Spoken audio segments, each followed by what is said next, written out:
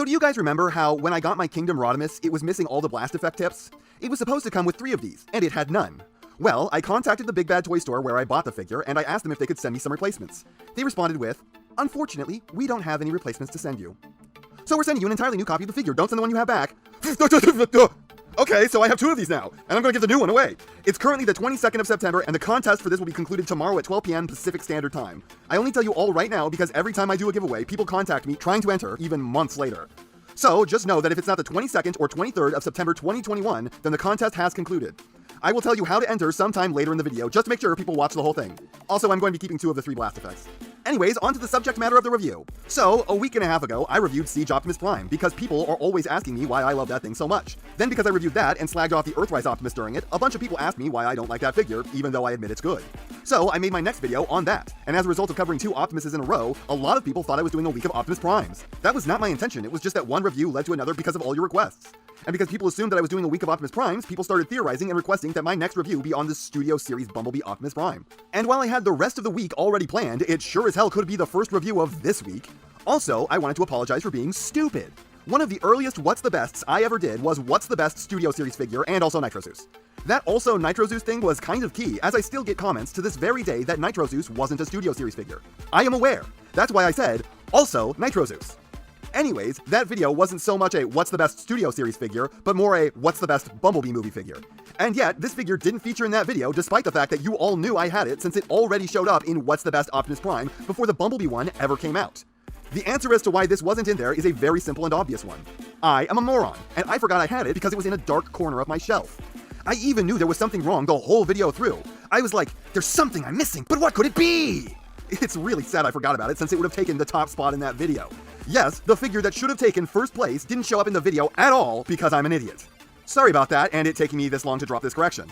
Anyways, that's a really long and roundabout way to get around to this figure, which I understand has some level of backlash associated with it, but for the life of me, I don't understand it, because this thing on a pure visual level looks awesome. Like, I can't believe I forgot to bring this up in my What's the Best because I love this thing. This figure cuts a really dynamic silhouette. It's kind of hard to put this thing in an uncool pose. Everything I do just leaves it looking like a cowboy wandering in from the desert sun. It's just got something, you know? The only problem I have with it are these little epaulet pieces which are cool but have to be adjusted all the time. It's a good bit kibbly, but it wears it well. Big back, baggy arms, knobbly all over the place. This actually has a lot in common with the Siege I love so much. But it also has a bunch in common with the Earthrise. For instance, the legs are on the same kind of hip joint where there isn't a separate groin section, but it works much better here. Partly because they gave it these flaps, drawing more mass into the area, making it seem like a distinct section, partly because the separation is a lot more defined here, and partly because it's just done better. The thighs look like thighs, and the hips look like hips, and the designs don't bleed into each other. This is a type of joint that can be used well. It just wasn't on the Earthrise. I know there are a lot of people for whom this is 2G1, but for me, this is an awesome, radical departure. It's still obvious who it is, you won't mistake this for anyone else, but at the same time, every detail has been changed. From iconic ones like his pec windows to unimportant alterations like the shapes of his wrists. Interestingly enough, apparently the Bumblebee toys were based on unfinished concept art, and in this case, I think the art was a little better than the on-screen model. Specifically in the feet. In the movie, a lot of the characters were all using the same feet, probably as a cost-cutting measure. Prime, Shockwave, Soundwave to an extent, Ironhide, and Ratchet all had nearly identical feet. And I really don't like these things. It may seem petty and nitpicky, but it's the one aspect of the design I really hate. They are weird teardrop shapes. They remind me of like Smurf feet or something. It just bugs me. So these chunky rectangles are way more up my alley, and all the visual detail is on overload in the best possible way. I find it super interesting that this is a version of Optimus that just doesn't have an ab grill at all. And it still works. It hits different, it's strange, it's unlike any other, but it's a change I'm okay with seeing. This design was what I always wanted to see in a movie of the Transformers. New and interesting, but also the same character. And that's something that can be said for the head as well. This head makes me so happy. I don't know how to phrase this without sounding overly dramatic, but when I saw this face in theaters, the mouthplate was this monumental relief. It was like I'd been holding my breath for years, and only for the first time was I able to inhale fresh air again. It's wide and proud, and most importantly, he doesn't take it off at any point.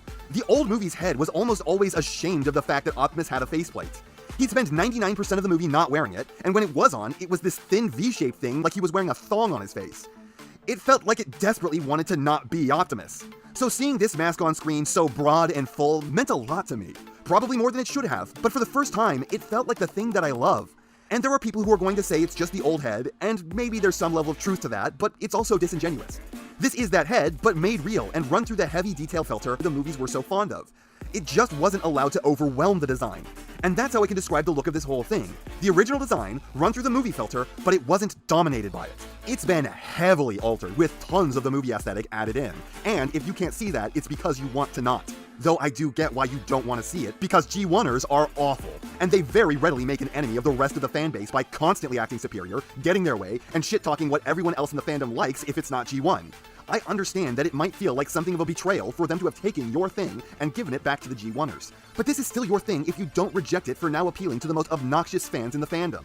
And this new take appeals to so many people, not just them. And it can to you too. This has been my impassioned plea for everyone to please stop fighting and learn to love the Prime. The accessories this guy comes with is his gun. And I love this thing. A new twist on Prime's classic ion blaster. More techno and aggressive than ever before, and that's saying something because the old one was quite the cannon. It's so incredibly different, but you can still recognize it for what it is. So that's all he comes with, and that's all he really needs to come with. No Matrix, thank you. Posability is great. Head with a tight and unfriendly swivel, but you can cheat it for a lot of down. 90 shoulders, backwards butterfly, slightly more than 90 elbows, wrist and arm rotation, legs kick forward great, out to the side okay, and not back at all. Extra deep knees you can cheat for maximum bendage, and massive toe down and pivot. I do have to say that a real problem with this figure is how little the shins like to stay tabbed together. So, posing on this is quite good. More range than average on most of its joints, really only missing backwards range on the legs, and he's got more joints than normal. As for the transformation, I think this is a really interesting one.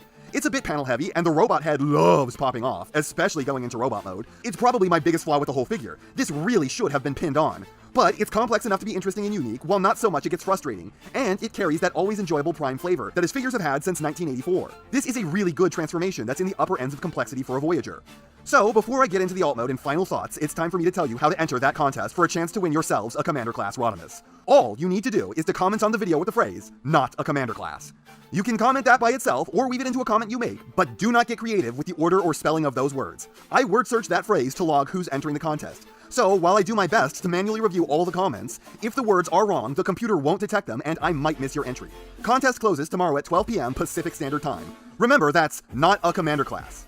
Also, if you want, we can remove the black paint from the flame effects before I send it to you. Just tell me that's what you want if you do. Also, you need to not already own one. And the resulting alt mode is actually kind of shockingly good.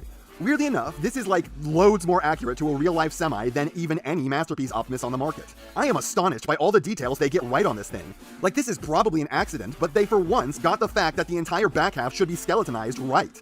Just about the only thing he is missing is a ladder to climb into the cab. I do find it a little funny that this is a Space Optimus that turns into an Earth truck. There are a lot of panel lines, but I think not only does this look realistic like no other Prime, it's also just a really cool looking alt mode. It works great with the Earthrise Optimus' trailer, though it does come across a little short and small for him. It's really not much larger than the ER figure, but it feels huge by comparison. You know what? This figure may actually be the reason I've never cared so much for the Earthrise figure. I've always kind of attributed that to the Siege figure being from the same line, but the Earthrise shares a lot more in common with this figure, and I've loved this since the day I got it. This figure came first, it has the same engineering for the hips, and yet it looks way better and more proportionate than the Earthrise. They are both going for a G1-inspired design, but the proportions on this are universally better, from the legs to the arms, and while this has more kibble, it's not my much maligned butt board. Posability on this is also better than the Earthrise. His body isn't in the way anywhere near as much, and the legs are almost identical, but in general, there's just more here. While the Earthrise's upper torso has a good transformation, it's basically got nothing going on with the legs, while this has a great full body conversion where almost nothing is left alone during the process. And the alt mode on this is way more cohesive. There just aren't any serious flaws with the way this looks. I didn't intend for this to be another bashing the Earthrise figure video. It's just that in the process of writing this, I realized that this is probably what I was always negatively comparing that figure to. It came first and it tops it in every way that I can think of outside of G1 accuracy because this is a space robot mode with a realistic alt mode. Most people probably don't want to replace their Earthrise figure with this. For me, it's got its flaws, but man do I really like this thing. Wish they'd pinned the neck and tightened up those shin tabs, but I absolutely still recommend this. I think anyone who gets one will probably love it.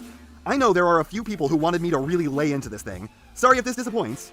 And that's on half of what I have to say, but it's enough of what I have to say. And I know you know what everyone else tells you to do at the end of these videos. So, if you liked what you saw here, please do that. And if you'd like to take it a step further, then please share this video with any friend you think may be interested.